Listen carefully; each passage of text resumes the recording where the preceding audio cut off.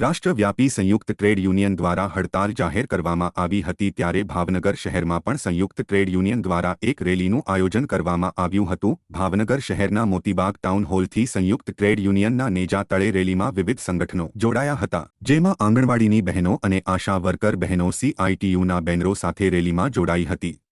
આ રેલી હલુરિયા ચોક શહીદ સ્મારક સુધી પહોંચી હતી અને વિરોધ દર્શાવવામાં આવ્યો હતો।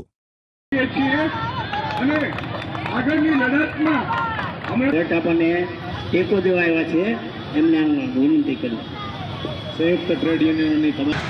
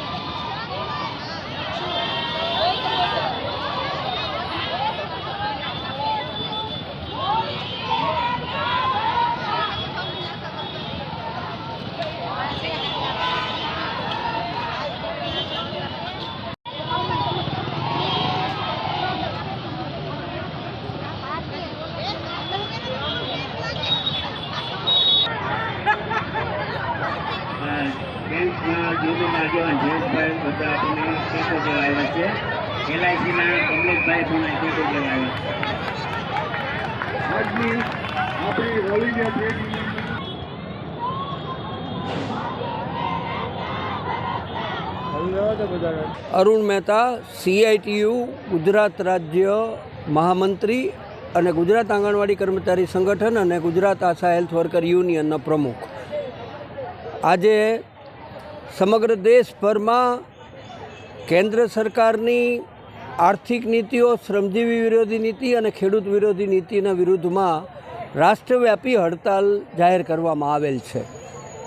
એટલું જ નહીં, પરંતુ ગુજરાતના આંગણવાડી વર્કર, આશા વર્કર પણ 16 અને 17 બે દિવસ સંપૂર્ણપણે કામથી અળગા રહેવાના છે। એટલે કે ગુજરાતના લગભગ 70,000 આજે 70,000 આંગણવાડી વર્કર અને આશા વર્કરો કામથી અળગા રહ્યા છે।